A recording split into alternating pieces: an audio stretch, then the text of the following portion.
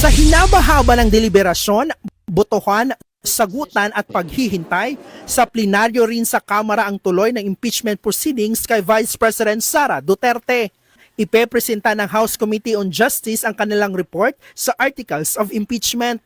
Sabi ni Committee Chairwoman Jervil Luistro, handa silang depensahan kung paano nila nakitaan ang probable cause o sapat na basihan ng impeachment. We will anticipate that there will be debate. Pwede rin natin i-anticipate the proceeding that we had in the Justice Committee might be questioned by some of the members of the House. But we will be responding to all the questions of the House members. Katunayan, wala raw nararamdamang pressure si Congresswoman Luistro patungkol sa botohan. Tatalima lang naman daw kasi sila sa sinasabi ng saligang batas. Wala po akong naramdamang pressure, neither from the leadership nor from the INC. This is not a matter of choice. This is a matter of duty. After you have considered the evidence, after you have considered the party position, I think at the end of the day, ang dapat isipin, or sana ang isipin, will be for the best interest of the Philippine nation. Paano naman kung may humarang sa findings ng komite? Ayon kay Luistro, wala silang ikinababahala dyan. They will be making manifestations. They will be raising questions, perhaps on constitutionality. I think that's part of due process, so that there will be thorough deliberation before the voting. Sa hinaba-haba ng deliberasyon, botohan, sagutan at paghihintay, sa plenaryo rin sa Kamara ang tuloy ng impeachment proceedings kay Vice President Sara Duterte. Ipepresenta ng House Committee on Justice ang kanilang report sa Articles of Impeachment. Sabi ni Committee Chairwoman Jervil Luistro, handa silang depensahan kung paano nila nakitaan ang probable cause o sapat na basihan ng impeachment. We will anticipate that there will be debate. Pwede rin natin i-anticipate the proceeding that we had in the Justice Committee might be questioned by some of the members of the House. But we will be responding to all the questions of the House members. Katunayan, wala raw nararamdamang pressure si Congresswoman Luistro patungkol sa botohan.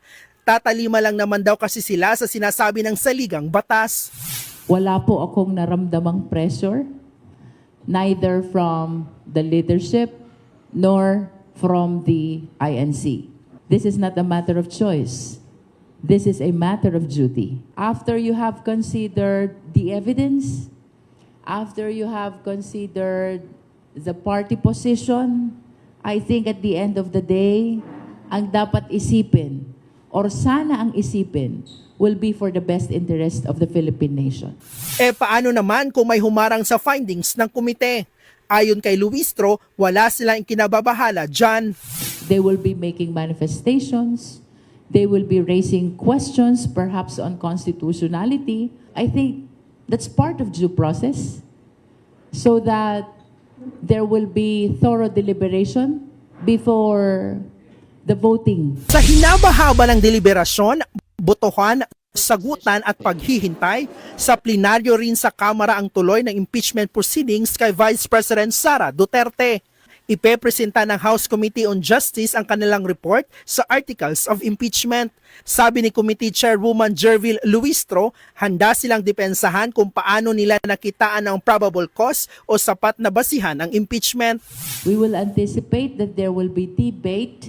Pwede rin natin i-anticipate the proceeding that we had in the Justice Committee might be questioned by some of the members of the House.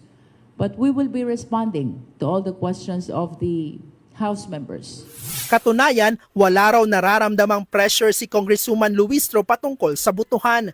Tatalima lang naman daw kasi sila sa sinasabi ng saligang batas. Wala po akong naramdamang pressure, neither from the leadership nor from the INC. This is not a matter of choice. This is a matter of duty. After you have considered the evidence, after you have considered the party position, I think at the end of the day, ang dapat isipin, or sana ang isipin will be for the best interest of the Philippine nation. Paano naman kung may humarang sa findings ng komite? Ayon kay Luistro, wala silang kinababahala dyan. They will be making manifestations. They will be raising questions, perhaps on constitutionality. I think that's part of due process, so that there will be thorough deliberation before the voting. Sa hinabahaba ng deliberasyon, botohan, sagutan at paghihintay, sa plenaryo rin sa Kamara ang tuloy ng impeachment proceedings kay Vice President Sara Duterte. Ipepresenta ng House Committee on Justice ang kanilang report sa Articles of Impeachment. Sabi ni Committee Chairwoman Jervil Luistro, handa silang depensahan kung paano nila nakitaan ang probable cause o sapat na basihan ng impeachment. We will anticipate that there will be debate. Pwede rin natin i-anticipate the proceeding that we had in the Justice Committee might be questioned by some of the members of the House. But we will be responding to all the questions of the House members. Katunayan, wala raw nararamdamang pressure si Congresswoman Luistro patungkol sa butuhan. Tatalima lang naman daw kasi sila sa sinasabi ng saligang batas. Wala po akong naramdamang pressure, neither from the leadership nor from the INC. This is not a matter of choice.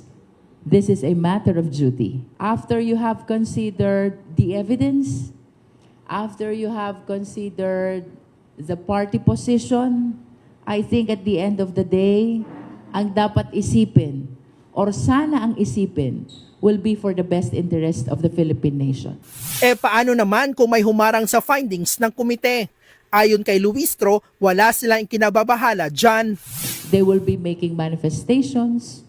They will be raising questions, perhaps on constitutionality. I think that's part of due process, so that there will be thorough deliberation before the voting. Sa hinabahaba ng deliberasyon, botohan, sagutan at paghihintay, sa plenaryo rin sa Kamara ang tuloy ng impeachment proceedings kay Vice President Sara Duterte.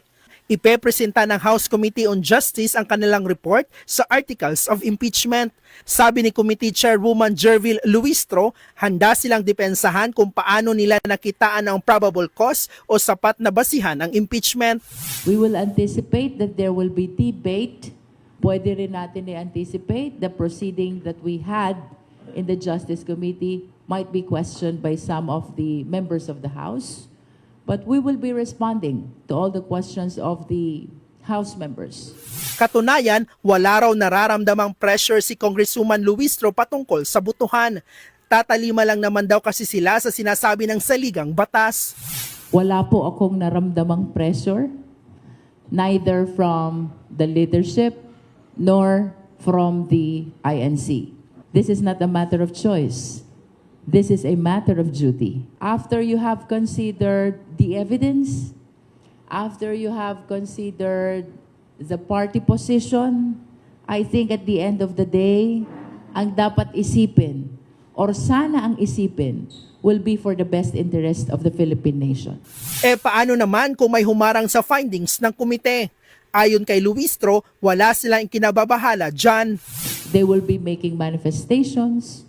They will be raising questions, perhaps on constitutionality. I think that's part of due process, so that there will be thorough deliberation before the voting.